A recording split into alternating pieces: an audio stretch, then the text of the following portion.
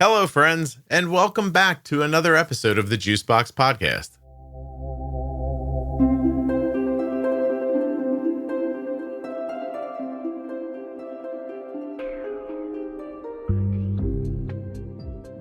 Today's podcast episode is sponsored by Medtronic Diabetes, who is making life with diabetes easier with the MiniMed 780G system and their new sensor options, which include the Instinct sensor made by Abbott. Would you like to unleash the full potential of the MiniMed 780G system? You can do that at my link, medtronicdiabetes.com/juicebox.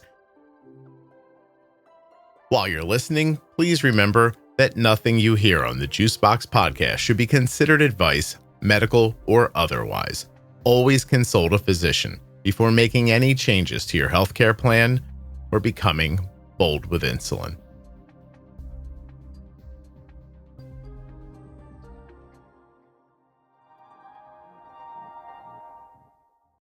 Welcome, Q. How are you? Can't be better. How are you? This has been a good morning for me so far. I appreciate you asking. It's Friday, so that is why it's what's been a not good to morning. like? Yes, exactly. I'm doing this and one other thing, getting my passport renewed. I can't imagine a more boring afternoon, but at least I won't be sitting at my desk for a couple hours. I thought it'd be cool to have you on and get to know you and to find out a little bit about what's going on at what we're, I guess, not going to be calling Medtronic Diabetes anymore. Can you first let me know a little bit about yourself and maybe how you got into this position? Absolutely. Well, since you asked, I'm going to bore you a little bit about myself. Please. I don't know if you remember the pictures of boat people in the late 70s, escaping Vietnam after the fall of Saigon. Mm-hmm. Well, I was one of those boat people. I was 5 years old and our family was making this, grand escape on really a rickety riverboat in the South China Sea. So not really a seaworthy boat at all. And we got shipwrecked. We got rescued on this tiny island in the Filipino archipelago. And my parents and my 3-year-old sister were on this journey. So we were in this refugee camp for, 8 months, something like that. And then luckily we got granted asylum in Australia. So that's why, you hear the speech impediment that I have now. But we grew up super poor in Sydney.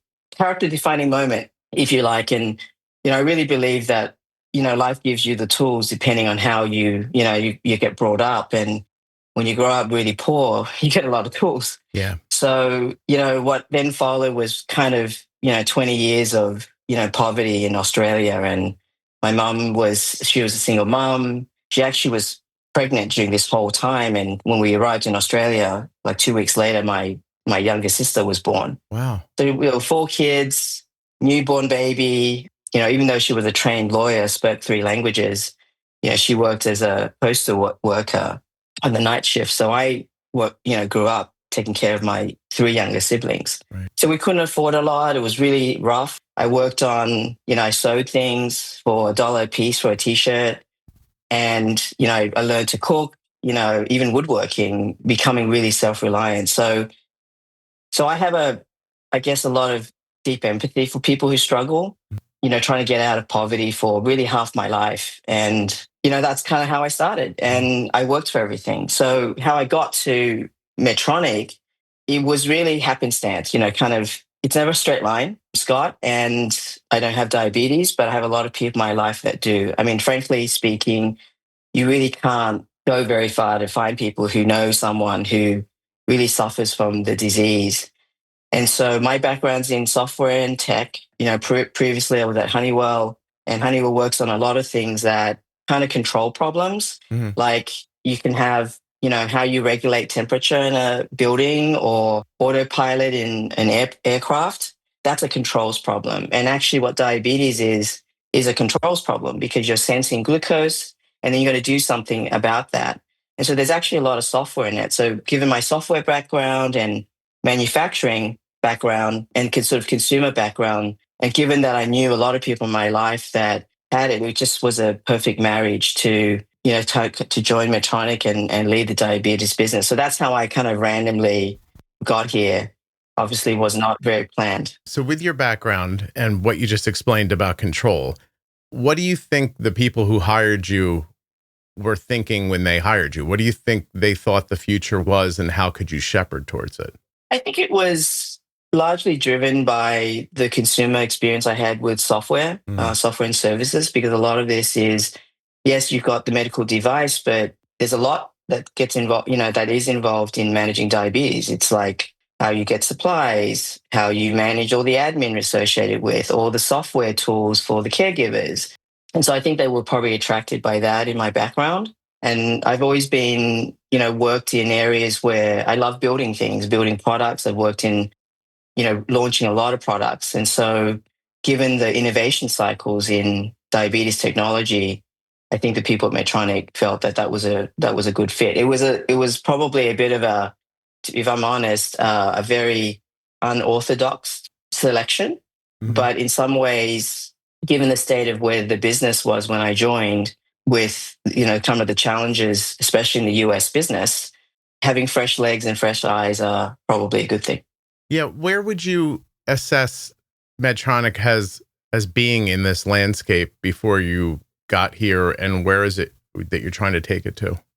Well, I think, to be candid, I think the business lost its leadership position in the US and fell behind. And I think at the time there was the warning letter had just landed on the doorstep. And so while there's a 41-year history in the business of many firsts, the first portable size pump, the first CGM that physicians use, the first 7-day infusion set, the first CareLink, and the first AID system, there's a lot of firsts. That's the heritage of the business. That was always there, but the business hit some troubles, to be fair. And so I think I don't mind struggle. That's a bit of my background. And I saw something that was so important. And if we care about choice for people living with diabetes, and all the innovations that came out of MiniMed, I saw that there. And so I was very energized to be part of restoring that heritage. And I think you've seen some of the innovations coming out that we are thinking differently. We are moving faster, and it just was a shame to not, to let it sort of atrophy. So so despite the fact that there was a warning letter, I saw waterfront property. It's interesting the way you're talking about it, because I didn't expect this today when I got on with you, but I see a lot of similarities between what I do and what you just said, because I struggle every day with this idea that I've built this thing that I know helps people. I watch it happen all the time, but then how do you talk another person into giving it a try, or get it into their attention, like, so they can even consider it? Like, that's most of my life. Most of my life is spent like trying to serve it to people.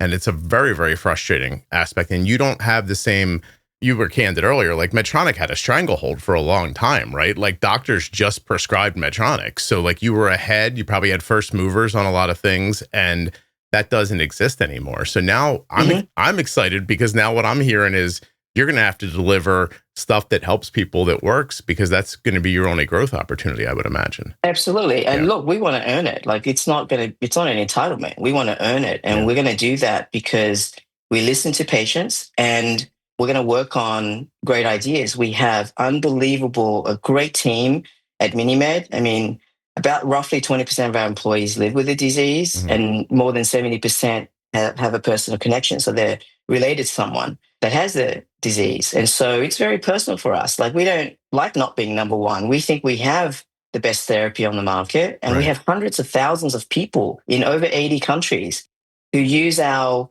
solutions here. And so we absolutely want to earn it. Actually, the first thing that I did when I joined Medtronic was I met with the employees that have diabetes. And I wanted to understand, like, what were we doing well? What weren't we doing well? And so they gave me a lot of insight. And I think, we've been on the path now to, obviously we got out of the warning letter in 14 months. We've got an unbelievable quality system. Obviously that's in the news too. It's important that that's a core foundation. We didn't cut any corners. We've also rejuvenated our innovation pipeline, which I'm sure we'll get to talking about. Yeah. We just released 2 awesome sensors into the market. And so hopefully there are signs that we are, on that trajectory. We're not there yet, but we are absolutely going to win back the hearts and minds of people with diabetes. How long have you been in the position? 3.5 years. 3.5 years. Okay. Seems longer though. What led to the name shift, right? I mean, I've been saying Medtronic Diabetes forever, but now that's not the case anymore. Tell me what the shift How did it come to be, and why do you think it's important? As you know, we've announced that we're in the process of separating from Medtronic. And while our product was still called MiniMed, it's MiniMed 780G and so forth, we need to have our own name. So we can't be called Medtronic Diabetes anymore. And so it made perfect sense to go back to the original mission of MiniMed, which really was the original category creator of diabetes technology with the 502 pump that was portable and small versus what was there at the time back in 1983, actually. We picked MiniMed because we wanted to recommit ourselves to the original mission. I mean, we only serve intensive insulin users in type 1 and type 2. We're not going after wellness. We're not going after pre-diabetes and things like that. This is our sole focus. And when you look at the history of the business, it's been the pioneer of many, many firsts in setting the standard for that. And so while in recent years, we lost a little bit of our footing in the US, we continue to be super strong outside the US, and we're regaining a following back in the US as well. Mm-hmm. And so that's what's behind the name MiniMed. And we want to live up to the 41, 42-year heritage for the next 41, 42 years, or until a cure is found. Being a smaller unit now, how is that going to help you accomplish that? Or is it going to make it more difficult? Because I know sometimes when this happens, when companies, kind of sell off or separate a little bit, it's not always easy to take I hate to say it like this, but sometimes the good talent doesn't go with you. And sometimes it does, right? So you've got to look at the entire reporting tree again and start over, right? So it's a great opportunity if you can put it in place. So I imagine you've been doing that for a while. Like, do you feel like that kind of structure exists now? And how do you think being leaner will help you? Well, a couple of things. From a talent standpoint, the good news is we have had no trouble attracting talent into the business because people are very motivated and energized by the mission to help people. Because, as I said, a lot of our employees have a personal connection. So it's very personal. Like we hear the feedback, we respond to it. I mean, we're not very far away from the patient. So that's not been an issue. The other thing I would say is the leadership team that's gone through a lot of adversity together, restoring the business back to growth, are going as part of this separation with Medtronic. So it's not like we have a brand new team. We have the same team that have been executing this. There's a lot of IPOs in medtech, but one of the things that people don't realize is we're almost a $3 billion business in revenue, and that puts us as a top 20 medtech company by revenue. Okay. So we actually have a lot of scale. And I would also say that we are in over 80 countries around the world. We support 26 languages. Yeah. We have 24/7, tech support, and we have hundreds of thousands of people in our therapy globally. So we're really not that small. Mm-hmm. We have a lot of scale behind, over 8,000 people. So we have a lot of scale behind our product and our innovation.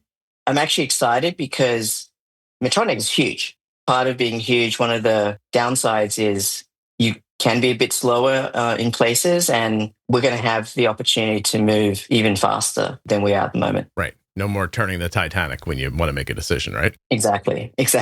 I might be wrong, right? But I'm an outsider who pays a bit of attention. So, but I'm trying to understand, like, with what's going on now, new sensors, new systems, thinking about algorithms, getting that all set.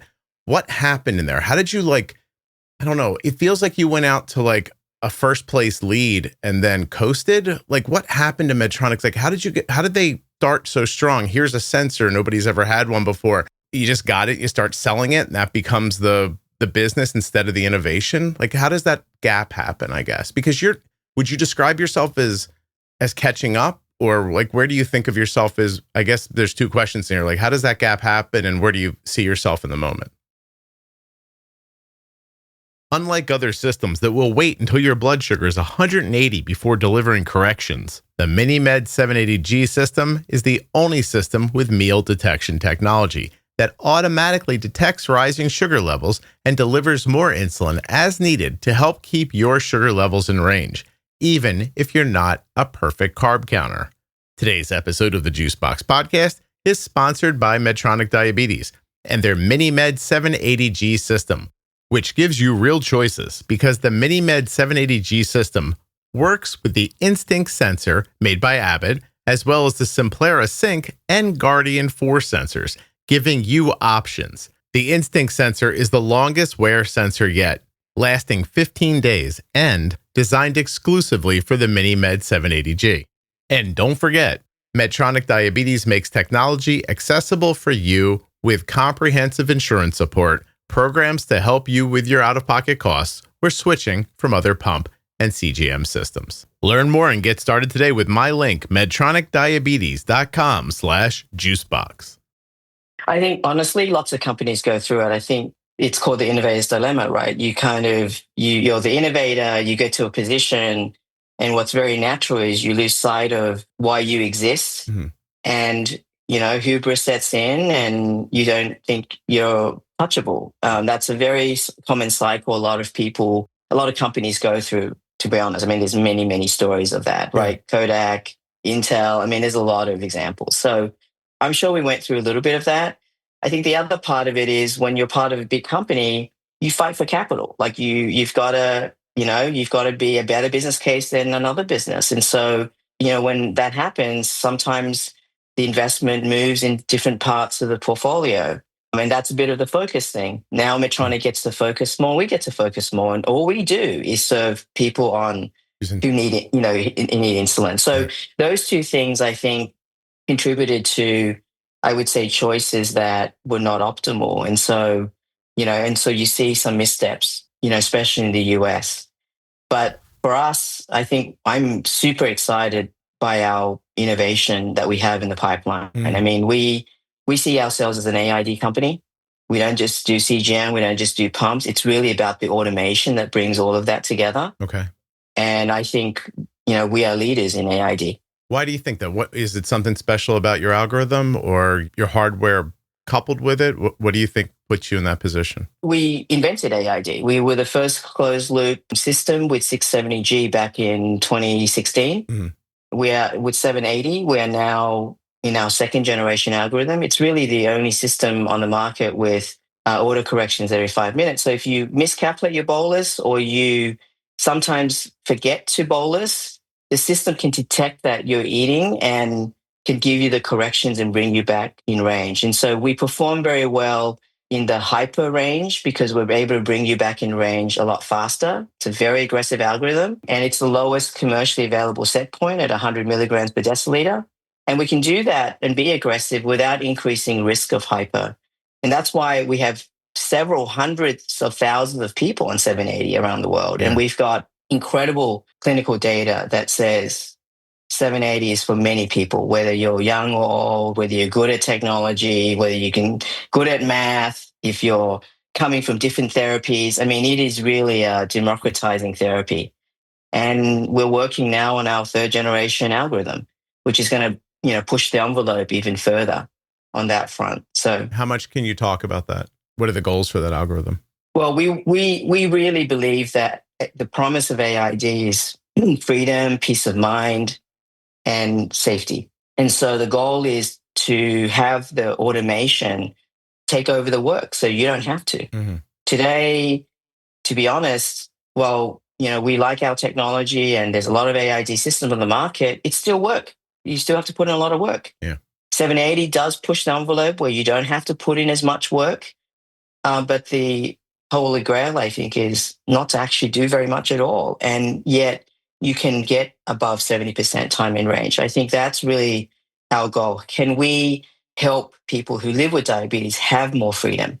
They don't have to make a trade-off between glucose control and lifestyle choices and therapy burden.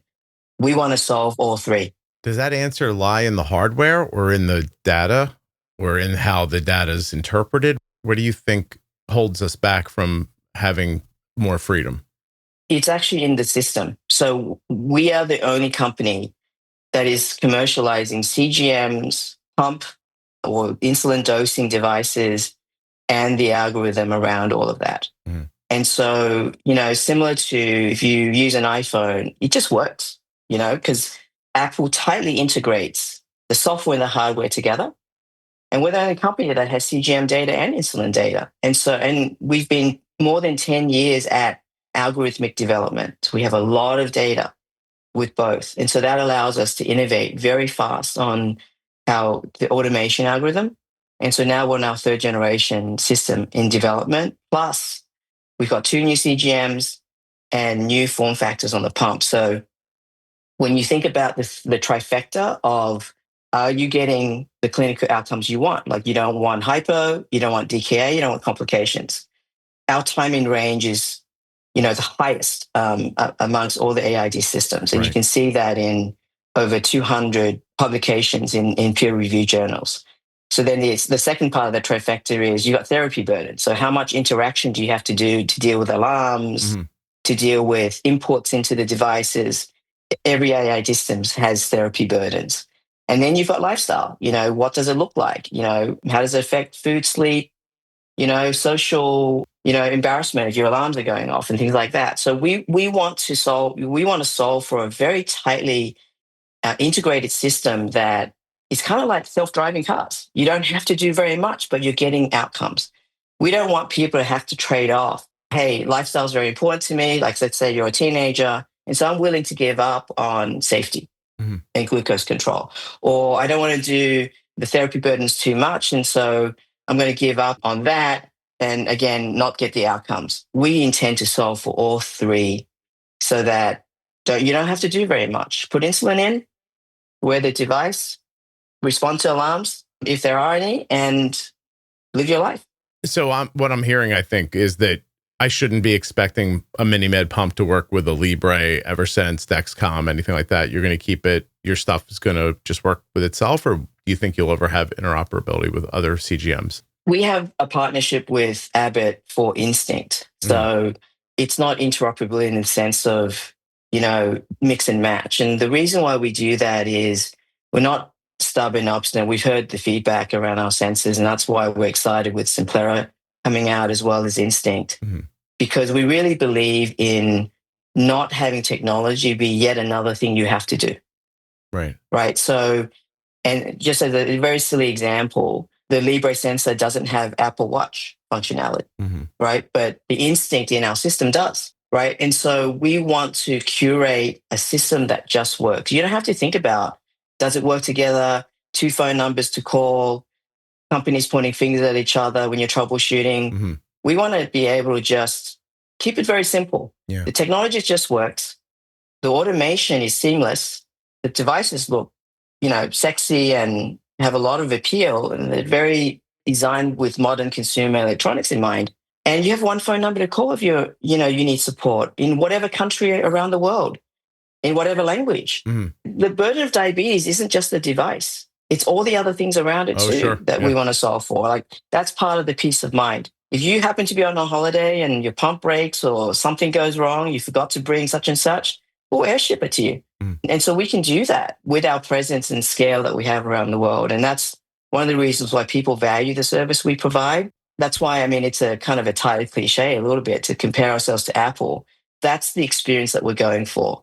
And I think that's only possible when you tightly couple all the elements of an AID system with 1-800 MiniMed. Right. It just occurred to me that we should be a little clear about this. You're introducing 2 new CGMs, but one of them is a MiniMed CGM and one of them is an Abbott CGM. They're both going to work with your pump. That's right? Correct. Okay. Correct. Will the Abbott CGM work with anybody else's pump? The Instinct, no. It wouldn't. It only works with that. It only works with our system. Same with the Simplera. Same with the Simplera. Okay.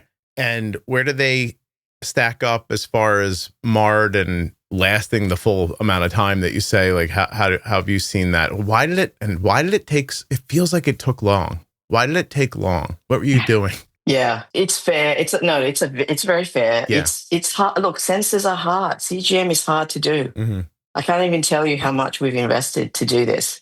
But yes, it takes a long time because it's actually technically a very sophisticated device. You've got to bring a lot of things together, not to mention going through clinicals and the FDA process, getting coverage. There's a lot. I'm not making excuses. No, it's way too long. Yeah. And it is a new platform for us, but future iterations will not take as long. But look, Simplera Sync, the MARDs, about 10.2. It's pretty accurate, and it's very accurate when it comes to dosing. So again, we're an AID company. We're really not in the standalone CGM business.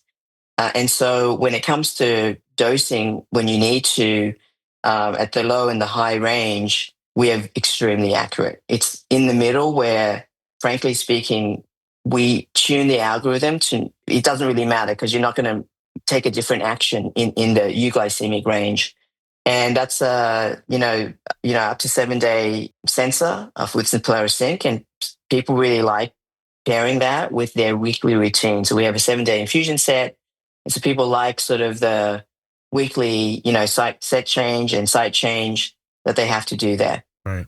The Instinct is 15 days, and it's got a MARD of similar, and it has a very similar experience to a Libre 3. Okay. I'm going to thumper through this because I don't have the wording, but there's a thing with the FDA with devices, right? Like if somebody already has something similar on the market, isn't there like a fast forward that you can use off of that? Like when you're bringing something else, am I out of my mind, or what am I thinking of that? Or maybe I'm crazy. You know what I'm talking about? Yeah, no, I understand what you mean. Yeah. I think there's a myth that, at least in the US, the regulatory pathway with iCGM and the special controls means it's fast. It's not like a USB stick where you can just plug and play. Because, we dose insulin, and you dose wrong, it's dangerous. Sure. So the regulatory process was actually not long. I mean, we announced the deal with Abbott in August 2024, and we started taking pre-orders in, kind of late September. That's 13 months. If you look at the other integrations that have happened, it's taken years. We took 13 months. It is quick. People have been telling me about how great their Medtronic pumps have been for it feels like I've been hearing it for a couple of years where people are like, man, this new algorithm is great. And you blah, blah, blah. But it's always somebody from overseas. And maybe that is why it feels a little longer to me, if I'm being honest. Having the warning letter didn't help us get 780 in the market. It probably was late by a couple of years. Okay. So I know a lot of people were frustrated by that. But since it's been here, and we've got hundreds of thousands of people on the system. And so, I mean, you can look at social media, but, for a lot of people, it's changed their life because they have to do less. Right.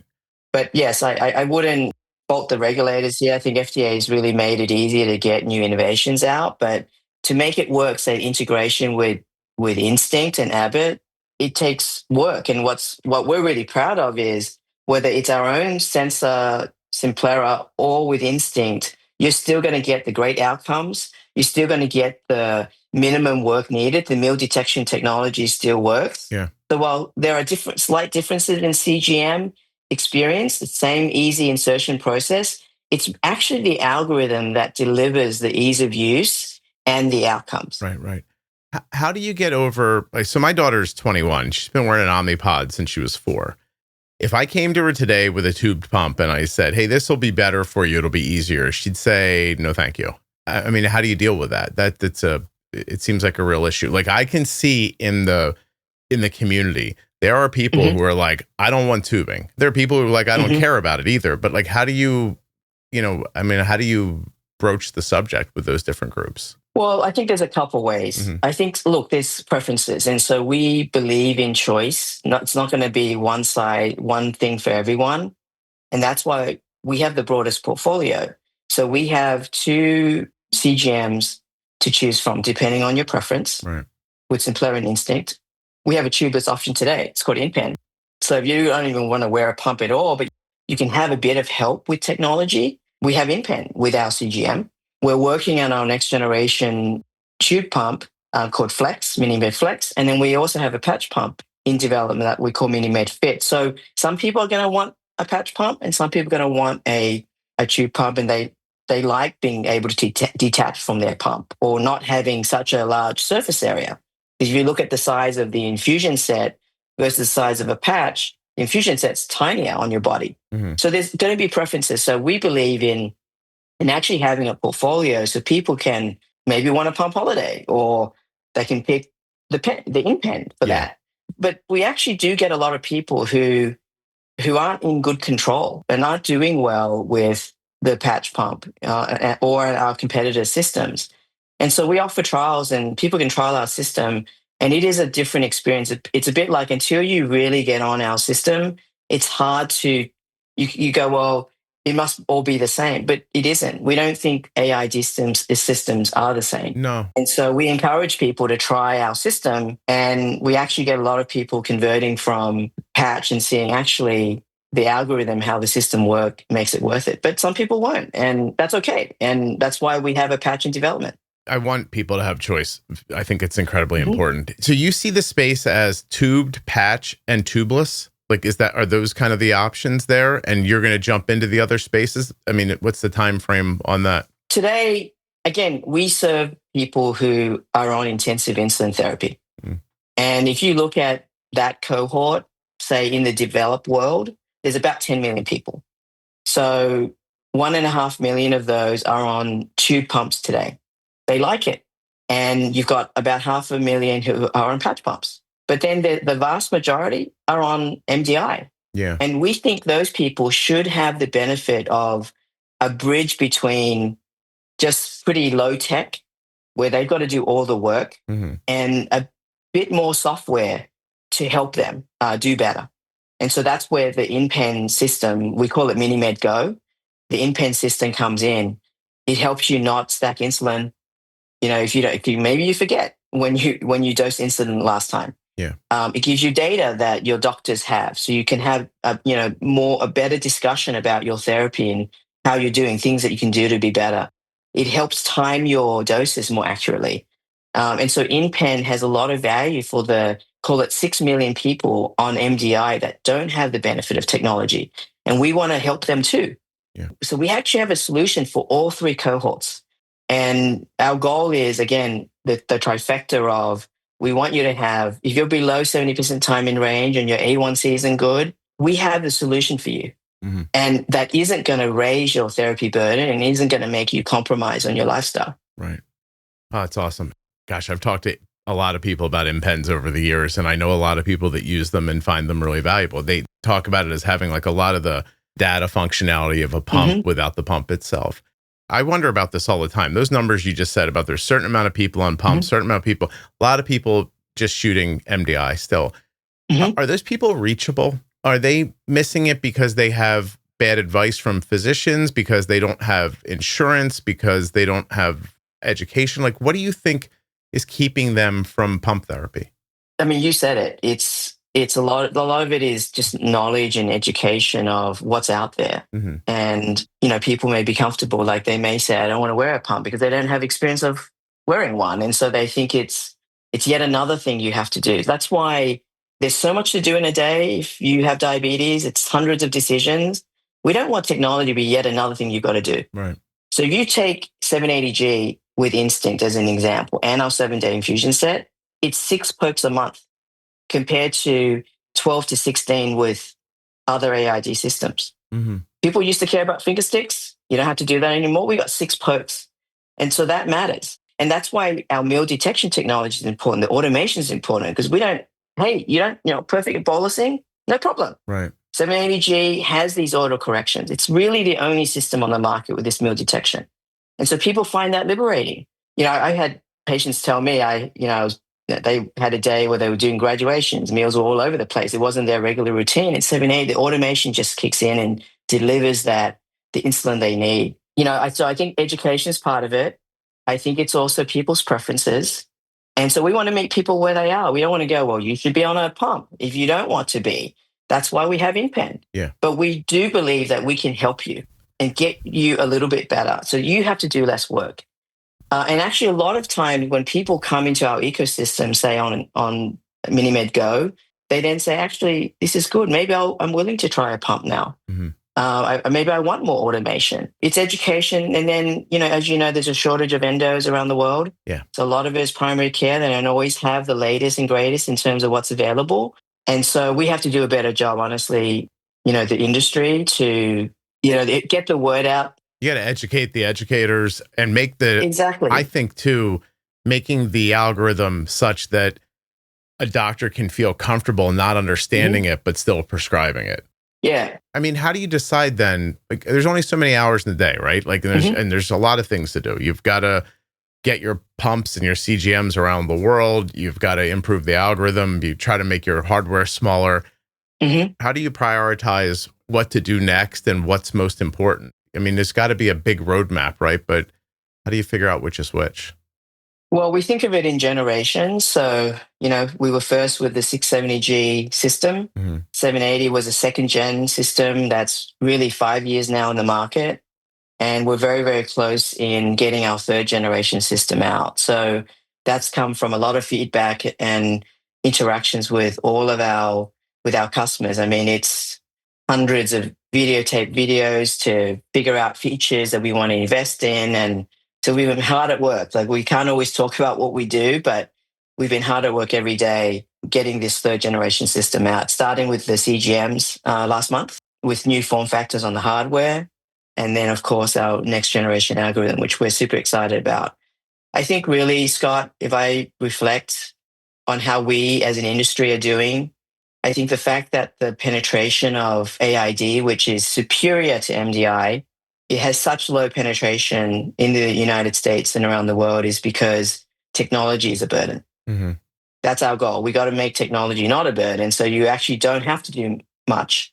And not a burden also on busy clinics, and so with 780G, a clinician just has to really know the insulin to carb ratio. That's really it. We don't have a lot of dials you need to turn.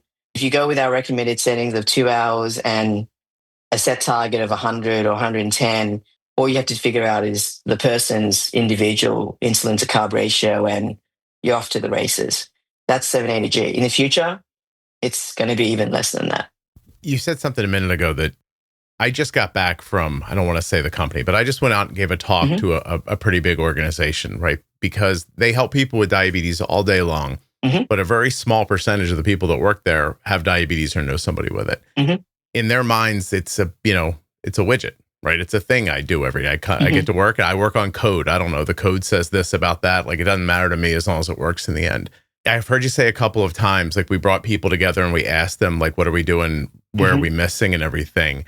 Can you talk about some of the things that those conversations brought to light? What did you say to yourself, this is what's important? Because I know what I think is important. I think that meal detection technology is a huge thing for me, right? Like, you should be able to miscount a carb or forget for 5 seconds and not end up with a blood sugar of 250. You should be able to fall asleep without waking up at 300, like that kind of stuff. I think that's huge. I think sets working well, not having to be changed all the time, really great. Sensors that don't fail, that report accurately, that make people actually comfortable using AID. Like, that stuff's really important. Like the I don't want to call, like, on the ground, like actual lived experience stuff, I think is what's most important. But I'm wondering, you coming from an outside perspective and then hearing those people talk, like, what struck you in those conversations? Well, typically our process is we always involve our customers. We always. And we don't go to them and say, would you like this feature? We ask them, what problem would they like to solve in their life? And it's based on that then we go through a very complicated process to figure out, how do we innovate to solve that problem? So it's not about, hey, here's 10 features, pick the ones you like the best. Right. And so that's how we came up with meal detection technology. We have that with 780G because no one counts carbs correctly. Nobody. Actually, it's estimation.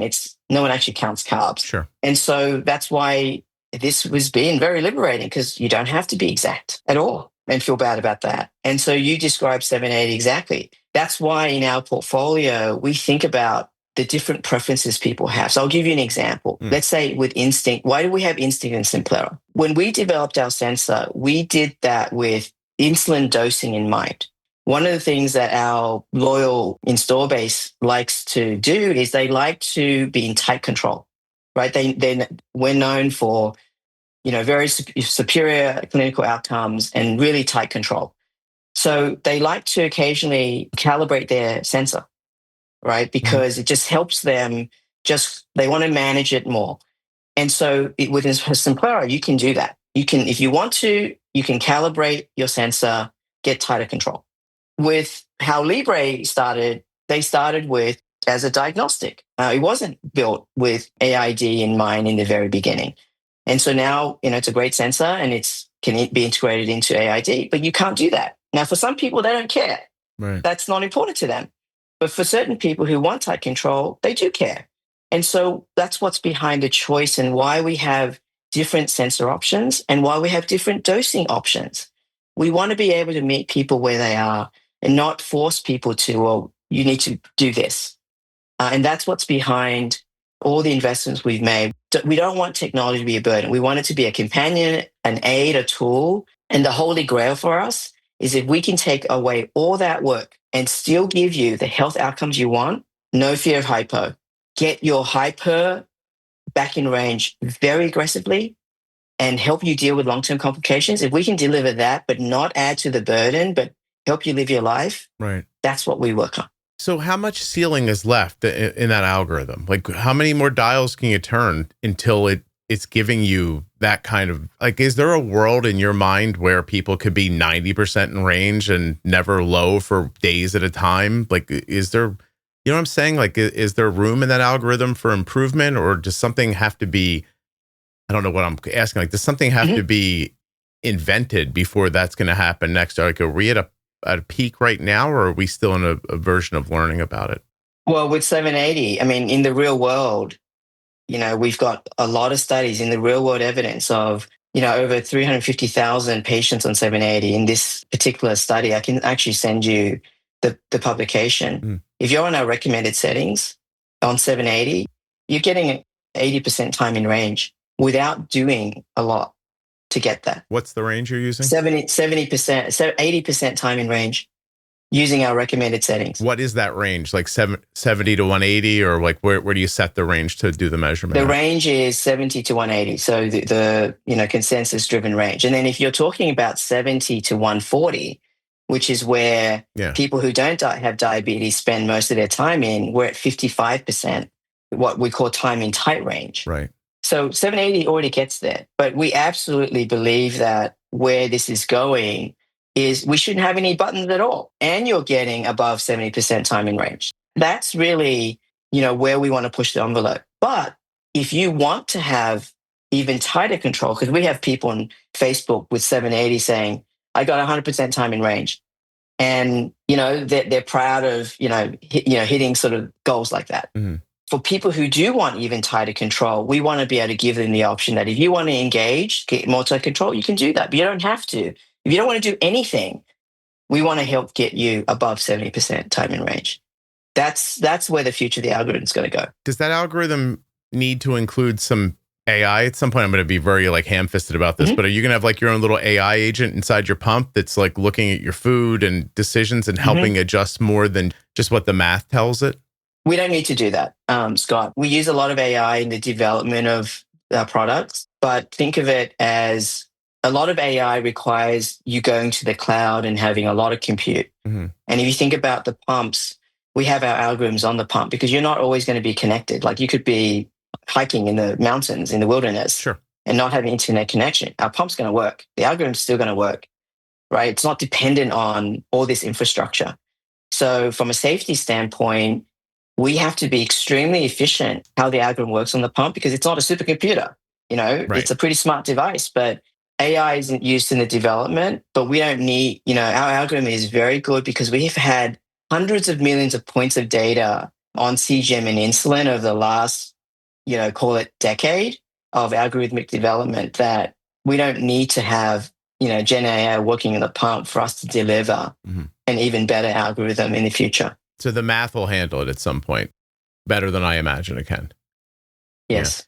Yeah. I've heard you say a couple of times, no buttons. So right now, when I hear people talk about that, they'll say, well, that was great until I got my period, or that was great till my kid hit a growth spurt, or that was great until, and then I need to set a temp basal. I need to do this, like, et cetera. Is that a long in the future idea to you? Like we have a couple of stops to go before it's buttonless? Or is that more of a way of thinking about like, there'll still be buttons, I can make adjustments, but I just probably won't have to touch them very often? We want to be able to serve people who don't want to do anything because you got a lot of those. But if you want to do something, we will provide options if you want to engage more. But that engagement isn't like many dials and buttons. It's super simple, but you're always going to have a spectrum of people who they want to be more active in managing their diabetes and they like doing that because they want to be super tight. But for other people, they don't want to do anything at all. Right. And so we want to accommodate both. But yeah, I think the holy grail is just not having to do anything much. And that, other than put insulin in. And in your mind, is that the thing that opens you up to find those other millions of people?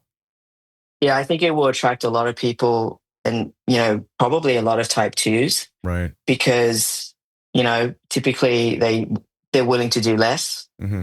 If technology is just in the background, just imagine like a self-driving car. Yeah. And you don't have to drive it.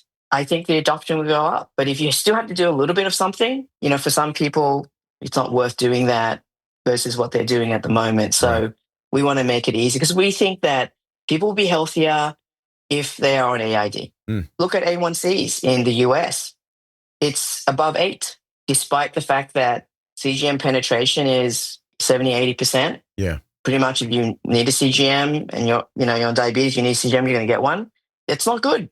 So people need help with insulin dosing and diabetes management. Yeah. But it's still too much work. I talk about this a lot, that it can get easy to get into this ecosystem that I've created here and think like, oh, everybody's got like a 6.5 or a 5 A1C or something like that. But the vast majority of people that are on insulin, and 8, I interview people all day long that, they have 12s they live with. They have complications in their 30s, right? And they're not, when you talk to them, what always strikes me over and over again, that it is not a lack of they're not concerned. They're not trying. It's just for reasons that are hard to kind of like compute, like human reasons, just not working out for them well. And those are the people I think about all the time. Also, those people often see their general practitioners about their diabetes on top of everything else. They need a thing that you can just go, look, take this. This is how it goes on. This is where you put the insulin. Here's your A1C in the 7s. Like that's life-saving for a huge swath of people who need insulin every day. Anyway. Scott, I'm with you. It's so sad. Yeah. And that's why we really believe 780 can help people like that. Wow. Because look, people tried and life gets in the way. And you got kids, you got a job. I mean, it's not easy. Yeah. So that's why we really believe if you're not doing well and you're not in control and it's a lot of work, you're not getting the return on the effort. We think 780, try 780 because we think it's for very little effort. You're going to get great outcomes and feel better every day. So my last kind of question, it's going to be a little jumble here. 780G, ready to go now. Lots of CGM options. You're going to like it. Go give it a shot. But you're working on other stuff too. Patch pump, tubeless option. I'm going to ask you, how long do you think until people see those? And then my last question, which I think you can dovetail into, is if you come back here 5 years from now, we started by talking about like, where Medtronic started, like that old CGM, people used to call that CGM a harpoon, right? So you've gone from there to like where you are now to where you're trying to go. So 5 years from now, I get you back on here and we're talking. What are we talking about? Where are you at that point? Great question. So for the first part, we got 780G, 2 new sensors, give it a go. And on the new durable pump, the new patch pump, and then the new algorithm. For the durable pump, we said that we're going to submit very soon on that in our fiscal year. In a month or so, I'll be able to share a bit more timelines on. I'm a bit squeezed with our process at the moment, separating from Medtronic to reveal too much. In a month or so, we'll be able to say the timelines on those. But we're getting to the tail end of those new products. So we're really excited to introduce that to everyone. But in 5 years' time, I hope people will be saying that MiniMed just works. That's our goal. And that it just fits into their lifestyle. They don't have to do anything. They just live their life. That's what we want to be able to contribute to. And that we've truly entered a hands-free era. That you just put insulin in, it just works. You don't have to think about it. And so that's where we think our 3rd-generation system is going to be there. And life with diabetes is a little simpler and you can move on to other things. So that's what we hope. And, but I tell you what, Scott, I'll come back in 5 years' time on your podcast and we'll have a discussion about it. Awesome. But that's what we hope. A hands-free era with MiniMed. I hope too, maybe you can come back a little sooner and tell me a little more about these new pumps when you're more free to talk about the details. Happy to do that too. Also, I'd like to ask if you've ever owned a bearded dragon because you lived in Australia, but we don't have time for that. I do. I do have a Rankin's bearded dragon. You do? I do. Oh, they're the small. It's called Fizz. Yeah, the smaller small ones. ones. How old is it? Yes. 1 year, actually. 1 year on Veterans Day. Oh, wow. We don't have time now, but the reason there's a green screen background behind me, because behind me is my Parsons chameleon and like some other little things I keep in my office. So we'll find more time later. I'd love to know about your Rankin's dragon. I'm not kidding. Thank you very much for doing this. I really do appreciate your time. Thank you. Yeah, it was fun. Thanks, Scott. Awesome.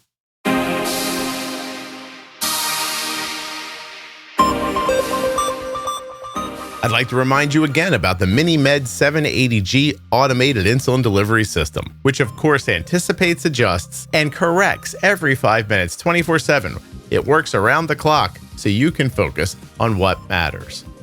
The Juicebox community knows the importance of using technology to simplify managing diabetes. To learn more about how you can spend less time and effort managing your diabetes, visit my link, medtronicdiabetes.com/juicebox. If you've listened to any number of podcasts or maybe watched a YouTube video, you're very accustomed to listening to the creator of that content ask you, and sometimes just outright beg you without any feeling of self-respect, for you to follow, subscribe, share an episode. The reason that happens in podcasting specifically is because podcast players don't have a sophisticated recommendation engine like YouTube or TikTok does. They can't watch listener behavior and then give you content that you might like. Word of mouth skips that line completely. It's an instantly expanding reach engine, and really the only thing I've ever found that helps to keep the Juicebox podcast growing. So subscribe and follow, because that the algorithm understands. Set up automatic downloads, listen to the show, but share it with somebody else. Leave a 5-star review, make it a thoughtful review that the algorithm can understand. I really appreciate the time it takes you to do those things. And I hate that I have to say this to you because I feel like an idiot, but subscribe and follow, tell a friend, please and thank you. Have a podcast? Want it to sound fantastic? WrongWayRecording.com.